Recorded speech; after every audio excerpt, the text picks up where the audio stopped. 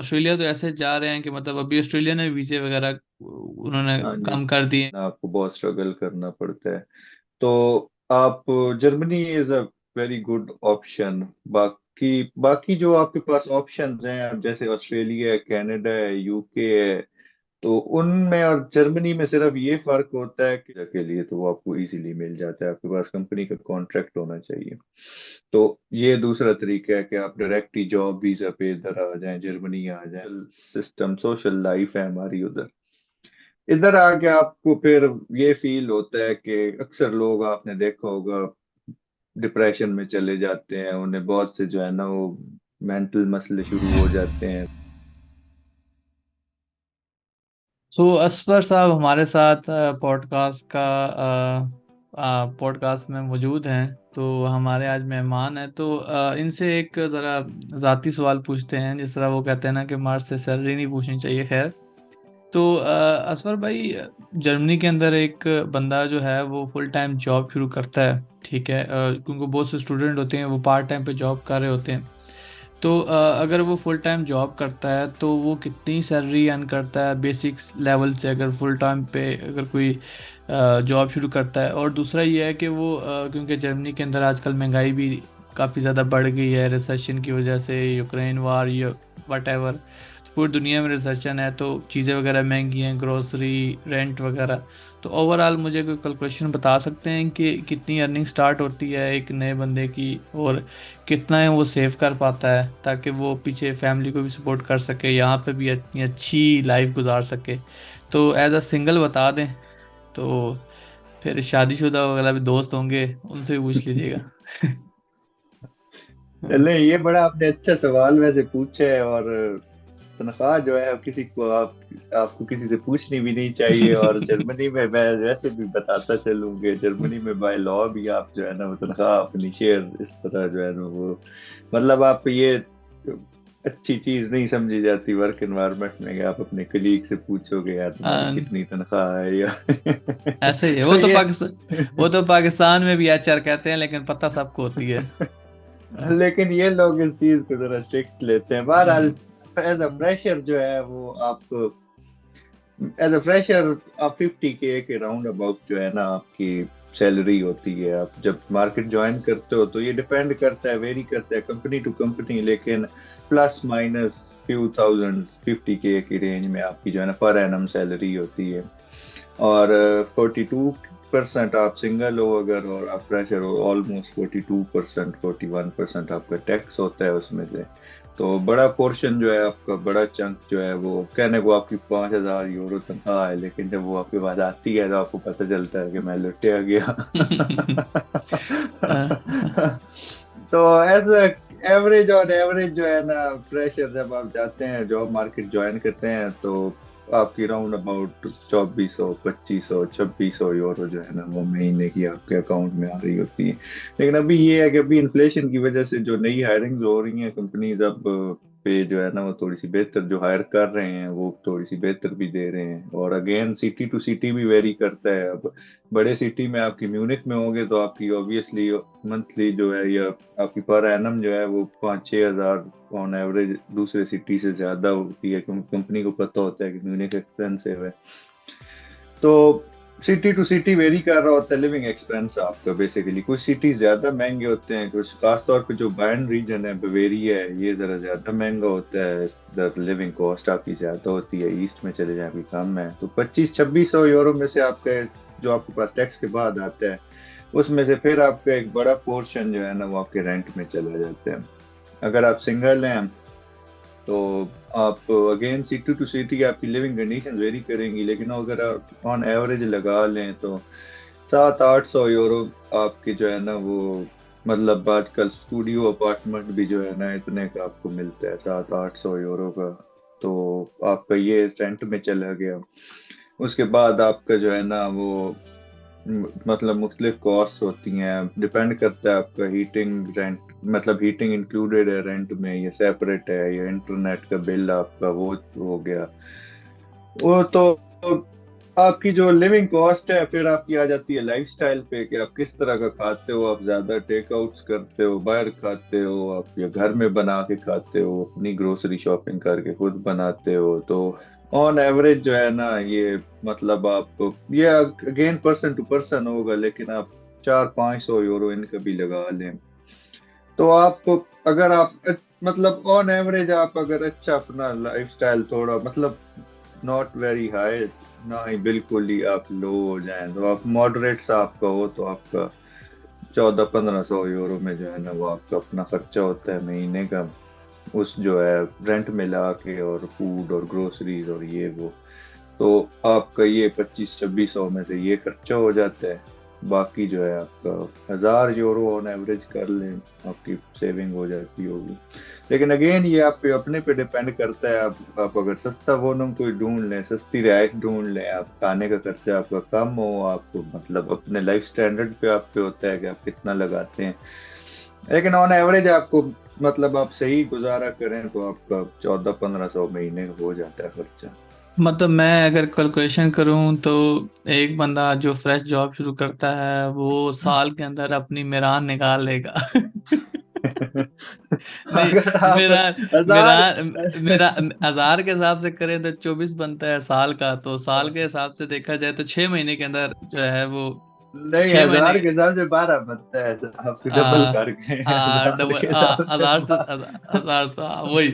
तो मतलब कि इतना ही जो है ना, चले सेव कर लेता है कि मेरान या छोटी गाड़ी जो है ना शुरू में ले सकता हाँ, है। वो आप ले सकते हैं। वो भी अगर आपको पाकिस्तान का टिकट लेना पड़ गया तो वो भी शायद मेहरान भी आप सबसे सेकंड हैंड पे ही हाँ जी, सबसे बड़ी बात यह है कि पाकिस्तान का टिकट जो भी 1000-1200 का होता है, तो फिर वो वाली कॉस्ट जो है ना लोग उसको नहीं डालते, तो वो कॉस्ट भी वही। इसमें डालनी चाहिए।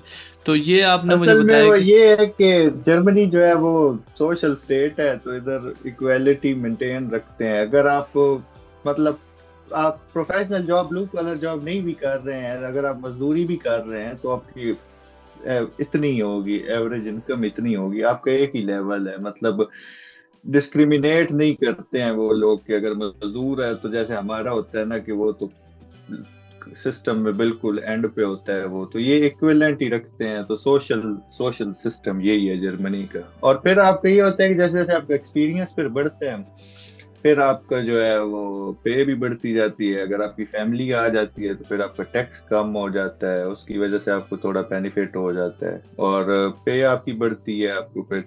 लेकिन उसके साथ फिर आपके टैक्सेस भी बढ़ते जाते हैं, खर्चा भी बढ़ता जाता है। तो ऑन एवरेज हर कोई एक ही लेवल पे को फेर रहा होता है जर्मनी में।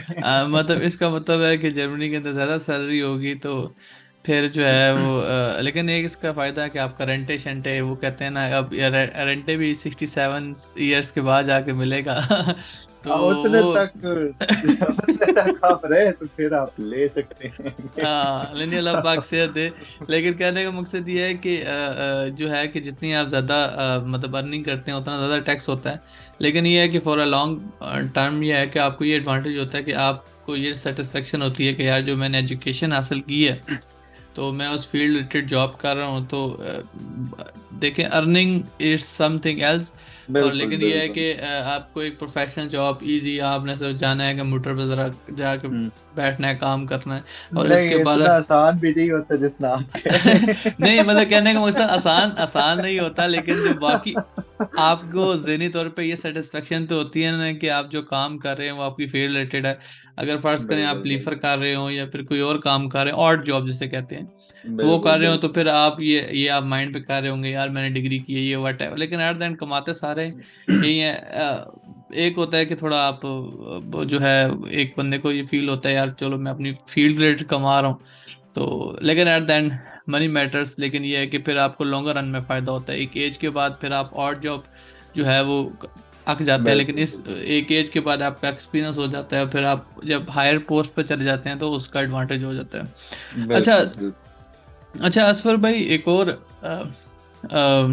हमारा तो मतलब कि मैंने एक और भी दोस्त से पूछा था कि एक सवाल है कि अगर एक बंदा जर्मनी आता है, ठीक है, स्टूडेंट आता है, ज़्यादातर स्टूडेंट्स का रुझान होता है, तो जो स्टूडेंट आते हैं वो अपने साथ कौन कौन से डॉक्यूमेंट लेके आए, ठीक है, मतलब कि ज़रूरी डॉक्यूमेंट्स जो कि यहाँ पे उनको बेनिफिट दे सकते हैं, और मतलब डिग्री के हवाले से कौन कौन सी उनको चीज़ों का ख्याल रखना चाहिए कि वो डिग्री टेस्ट करवा के आए, या फिर वो सारी चीज़ें पहले से करवा के आते हैं, ताकि उनको ये फ़ायदा हो यहाँ आने से पहले। कोई टिप देना चाहें बच्चों को?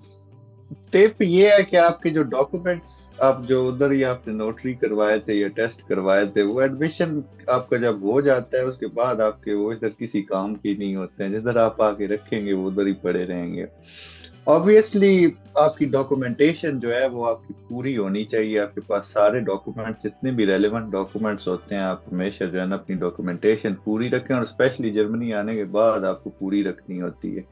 लेकिन जनरली ऐसी कोई मतलब चीज नहीं है जो स्टूडेंट मिस कर सकता है इस तरह के, वो उसे साथ लाना चाहिए। वो आपके जो मतलब डॉक्यूमेंटेशन होती है एजुकेशन से रिलेटेड या आपकी वीजा से रिलेटेड, या वो आपको ऑल जितनी आपकी वो डॉक्यूमेंटेशन में लिखी हुई होती हैं चीजें, वो आप हर वक्त अपने पास रखते हैं इधर जब रह रहे होते हैं। बाकी इधर आके फिर आपके जो मतलब जैसे जैसे आपकी प्रोग्रेस होती है, जैसे जैसे आपको साथ साथ वीजे का स्टेटस होता जाता है, तो आपकी डॉक्यूमेंटेशन आप उस हिसाब से अपनी मेंटेन रखते हैं।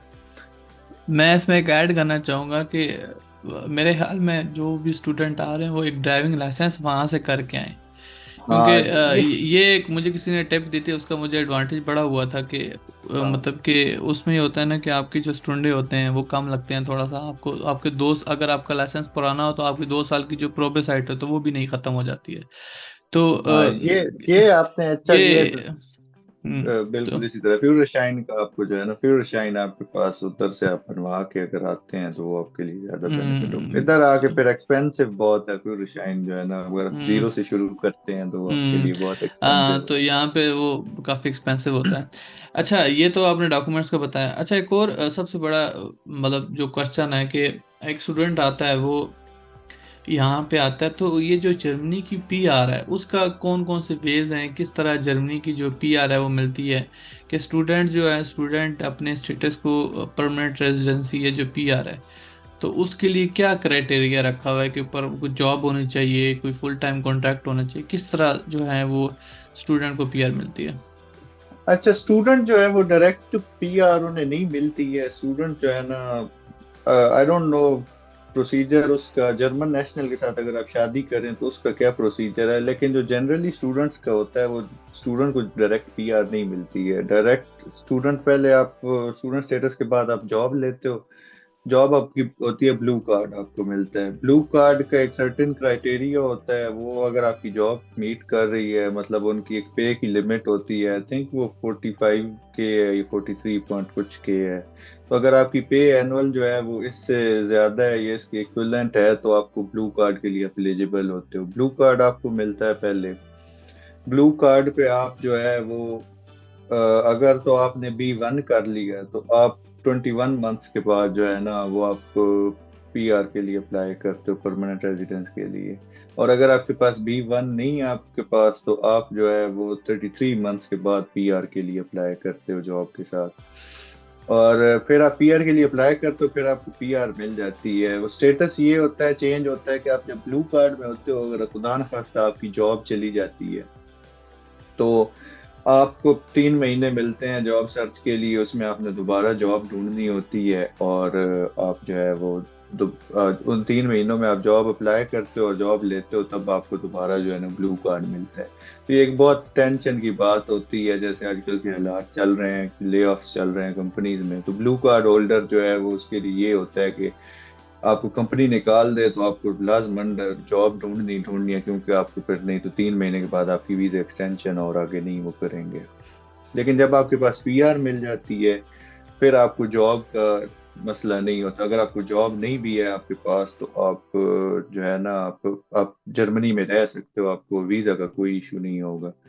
और बाकी जो है, अगर आपके पास जॉब नहीं होगी तो आप अगर ब्लू कार्ड पे भी हो और आपने अपना रेंटे पे किया हुआ है, आपने साल से ज्यादा अगर आपने टैक्स पे किया हुआ है, तो फिर आपको अर्बाइट लॉस गेल्ड मिलेगी 1-2 महीने, जितना आपका वो वीजा जब तक एक्सटेंड नहीं होता, आपको अर्बाइट लॉस गेल्ड वो मिलेगी 67%। और जब आप पीआर पे होते हो तो फिर अगर आपकी जॉब चली जाती है तो फिर आपको वो लंबे टर्म के लिए वेट लॉस गैस देते रहते हैं। 67% आपकी लास्ट पे का, जब तक आपको जो है वो नई जॉब नहीं मिल जाती है। पीआर का ये एडवांटेज होता है। और फिर पीआर के बाद आपके अगर जर्मनी में 7 साल हो जाएं और अगर आपके पास B1 हो तो आप फिर पासपोर्ट के लिए अप्लाई कर लेते हो और फिर आपको पीआर से पासपोर्ट कन्वर्ट हो जाता तो आपने काफ़ी डिटेल में सारी चीज़ें बता दी। अच्छा असफर भाई, हमने वैसे काफ़ी ज़्यादा डिटेल में ज़रा गपशप लगाई है, ठीक है, कि क्या क्या होना चाहिए। तो वर्क वीज़ा के हवाले से आपको आइडिया है कि ये जो वर्क वीज़ा होता है, कि जो 6 महीने का जॉब सर्च वीज़ा होता है, उस पे भी लोग आ सकते हैं। फ़र्ज़ करें जर्मनी के अंदर किसी के पास पाकिस्तान में एक्सपीरियंस है किसी फील्ड के रिलेटेड, फ़र्ज़ करें किसी टेक्निकल बैकग्राउंड से, तो वो कोई जॉब सर्च वीज़े पे यहाँ पे किस तरह आ सकते हैं और उसका क्या एडवांटेज होता है? है। हाँ जी, जॉब जॉब सर्च वीजा अलग चीज है और डायरेक्ट जॉब वीजा पे अलग चीज है। जॉब सर्च वीजा पे अगर आपके पास एक्सपीरियंस है प्रोफेशनल फील्ड में तो आप अप्लाई कर सकते हैं जॉब सर्च वीजा के लिए। आपको आई थिंक 6 महीने का वीजा मिलेगा। आप जर्मनी आएंगे, आप इधर रहेंगे, आप जॉब ढूंढेंगे। अगर आपको जॉब मिल जाती है तो आपका जो है वो वीजा स्टेटस वो चेंज कर देंगे, मतलब ब्लू कार्ड में। अगर आपको नहीं मिलती है जॉब तो ऑब्वियसली हम वापस चले जाएंगे। लेकिन मोस्ट केसेस में लोगों को मिल जाती है, पहले मिल जाती थी। अभी जो है सिचुएशन करंट जो है इंडस्ट्री की उसका कंफर्म नहीं है मुझे।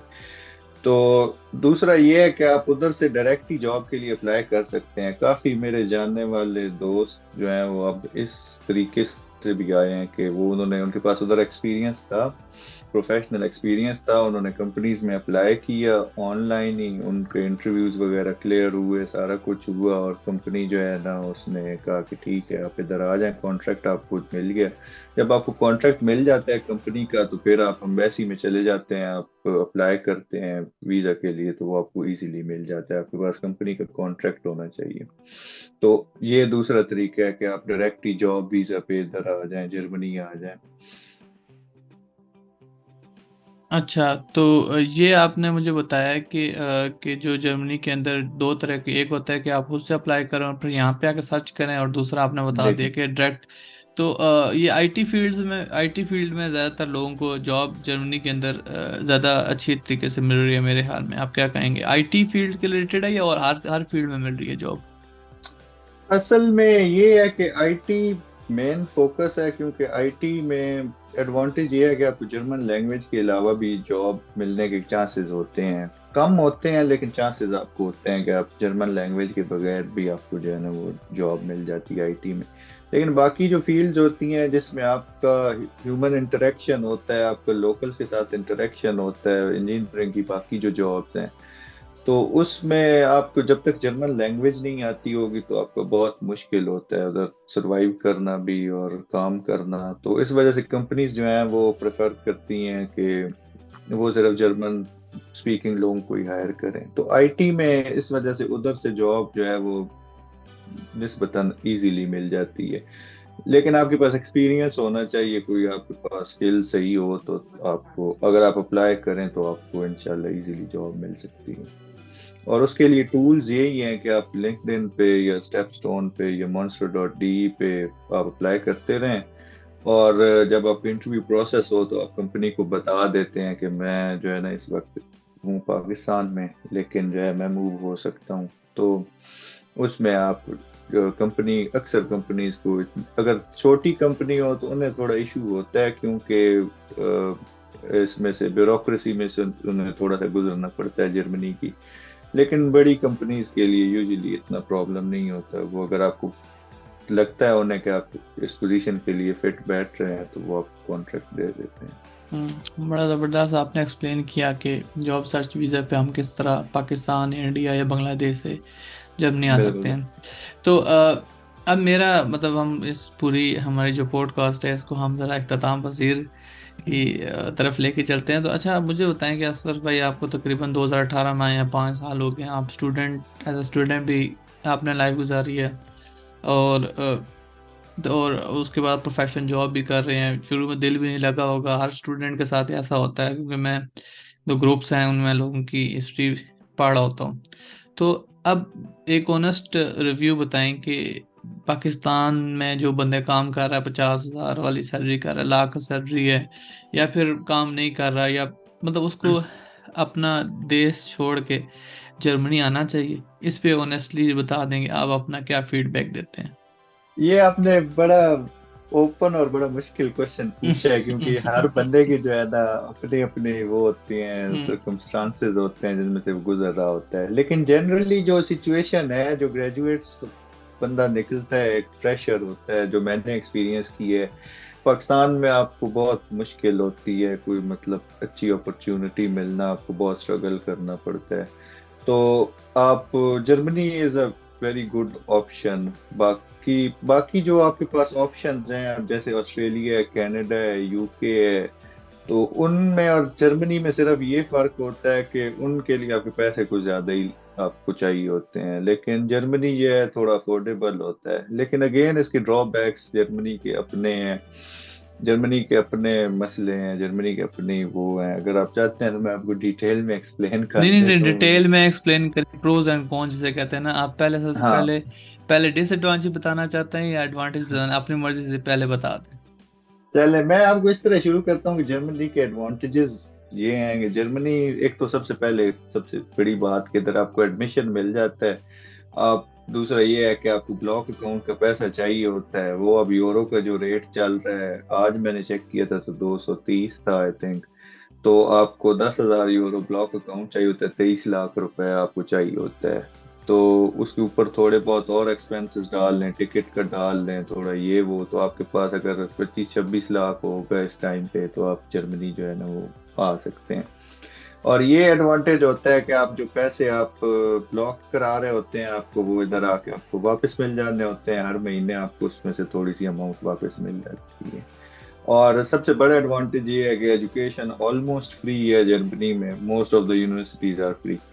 तो उसके लिए आपको फीस की टेंशन नहीं होती है, मतलब आपने जो कमाना होता है इधर आगे और जॉब से, उसका यही होता है आपका कि आपके ब्लॉक अकाउंट के पैसे वो इक्विवेलेंट आप कर लेते हैं उसके, लेकिन आपको फीस नहीं देनी पड़ती है, तो आपके सिर पे बर्डन नहीं होता है। आपको ये टेंशन नहीं होती है कि मैं फेल भी अगर हो जाऊं। बाकी कंट्रीज में अब मेरे जो दोस्त हैं उनको ये होता है कि यार अगर फेल हो गए तो हमें फिर से फीस भरनी पड़ेगी अगले सेमेस्टर में। इसमें ये होता है आपके पास जर्मनी के एजुकेशन सिस्टम में आपके पास वो चांसेस होते हैं, 3 ट्राइज होती हैं। सब्जेक्ट अगर आपका फेल हो गया तो आप 3 अटेम्प्ट्स में उसे पास कर सकते हैं, एंड ऑल आर फ्री। तो आपको ऊपर एजुकेशन का इतना ज्यादा बर्डन नहीं होता, आप इधर आके जो है ना इजीली अपने आप को संभाल सकते हो, आप कुछ ना कुछ सेव भी कर सकते हो, तो आप इस तरह। और दूसरा ये है जब आप ग्रेजुएट होते हो तो ब्लू कॉलर जॉब्स भी आपको इतनी ज्यादा मुश्किल नहीं होती है लेनी। लेकिन डिसएडवांटेजेस भी हैं। डिसएडवांटेजेस, सबसे बड़ा जो डिसएडवांटेज है वो लैंग्वेज का है। लैंग्वेज मेरे हिसाब से बहुत बड़ा जो है ना वो डिसएडवांटेज है, क्योंकि जर्मन लैंग्वेज के अलावा आप इधर सरवाइव करना आपके लिए बहुत मुश्किल हो जाता है। और जर्मन लैंग्वेज लैंग्वेज असल में हमारा ये पर्सपेक्टिव बना हुआ है, एज अ सोसाइटी बना हुआ है शुरू से ही। जैसे इंग्लिश के मामले में पहले हमारा था कि हम लोग लैंग्वेज को समझते हैं कि जो बंदा लैंग्वेज स्मार्ट बंदा लैंग्वेज सीख सकता है, जो लैंग्वेज नहीं सीख सकता वो डम होता है।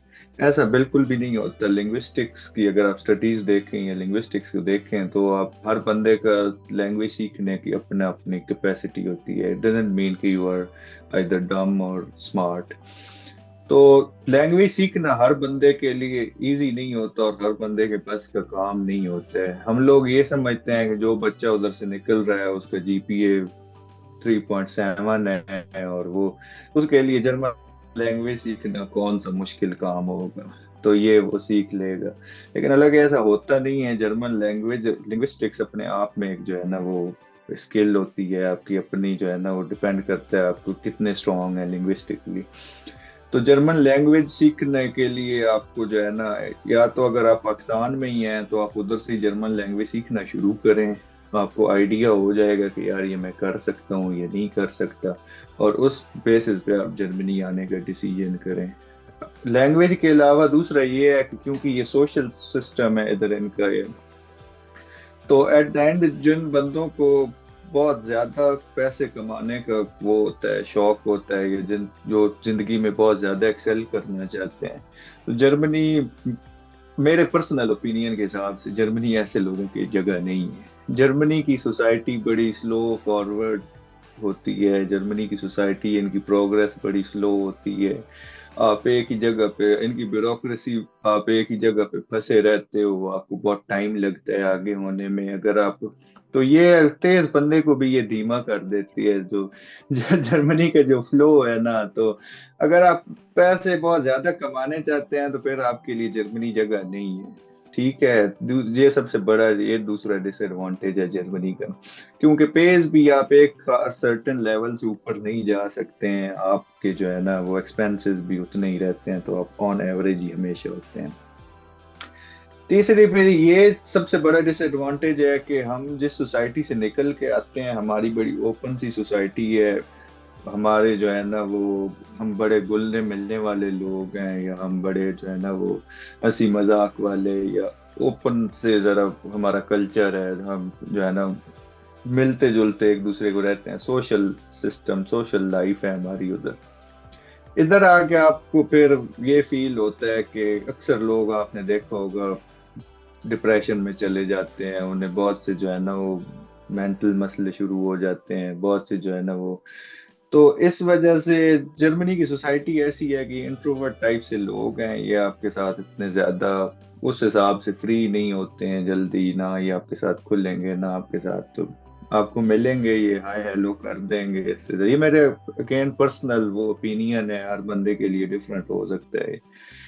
तो जर्मनी के लोग इस तरह के होते हैं कि वो आपको ब्लेंड इन नहीं होने देते हैं। आपके लिए जर्मन सोसाइटी में इंटीग्रेट होना जो है ना वो बड़ा मुश्किल होता है, बहुत मुश्किल होता है, अनलेस एंड अनटिल आप बहुत ज्यादा एक्सट्रोवर्ट हो, या आप, अगर आप इजीली उनकी सोसाइटी में इंटीग्रेट होना चाहते हो, तो फिर आपको बहुत सी चीजें अपनी लाइफ में चेंज करनी होती हैं। तो जो लोग इस तरह के जहन से आते हैं, जो मतलब ये नहीं चाहते कि यार जिंदगी मेरी बिल्कुल जो है ना वो सुकड़ के रह जाए, सिर्फ अपने आप तक ही हो मेरी, और मैं एक ही जो है ना पॉइंट पे ही चल रहा हूँ, बस अगेन एक ही लूप चल रही है रोज, तो जर्मनी उनके लिए भी नहीं है जगह। जर्मनी का ये सबसे बड़ा डिसएडवांटेज है। तो मेरे हिसाब से ये है कि स्टूडेंट्स आ रहे हैं जो, अगर तो आपके पास थोड़े से पैसे ज्यादा हैं, तो इंग्लिश स्पीकिंग कंट्री जो है वो, मेरे पर्सनल ओपिनियन से इंग्लिश स्पीकिंग कंट्रीज में आपको इजी होगा, आपको इंटीग्रेट होना, या आपके लिए जो है ना आगे जिंदगी में चलना। तो ये मेरा पर्सनल ओपिनियन है कि जर्मनी के ये सबसे बड़े डिसएडवांटेजेस हैं। आपने काफ़ी डिटेल में एक्सप्लेन किया है कि मतलब एडवांटेजेस बताया, वैसे ये आपने ज्यादा किया, डिसएडवांटेजेस पे ज़रा टाइम ज़्यादा लगा है। तो कहने का मकसद ये है कि एडवांटेजेस भी वही है कि मतलब बाकी जगह बहुत से ऐसे लोग हैं, मैं आपको सच्ची बताऊं कि 70-80% लोग जर्मनी को इसी वजह से प्रेफर करते हैं कि इसमें क्योंकि उनके पास बजट नहीं होता। और अगर जिनके पास बिल्कुल बजट होते हैं, वो डेफिनेट सी बात है, मेरे बहुत से दोस्त हैं जिनके पास बजट है, तो वो कनाडा या फिर ऑस्ट्रेलिया, ऑस्ट्रेलिया तो ऐसे जा रहे हैं कि मतलब अभी ऑस्ट्रेलिया ने वीज़े वगैरह उन्होंने हाँ जी। कम कर दिए हैं क्योंकि, लेकिन जर्मनी का भी वो एक चल रहा है, सिस्टम चल रहा है कि इन्होंने वीज़े भी आ रहे हैं, लोग आते जा रहे हैं, आते जा रहे हैं। तो वही बात है कि जहाँ पे आप ज़्यादा इन्वेस्ट करके जा रहे हैं, और तो फिर उसके एडवांटेजेस भी आपको उस तरह मिलते हैं। तो असफर भाई, आपका ने आज में काफ़ी अच्छा डिटेल में बताया कि क्या एडवांटेजेस हैं और बाकी जर्मनी के रिलेटेड। तो आप लोग कमेंट्स में बताएंगे, अगर कोई सवाल हो तो हम जो है ना असफर भाई से करेंगे ज़रूर। तो फिर मिलते जरूर हैं सर, नेक्स्ट जरूर। नेक्स्ट पॉडकास्ट में।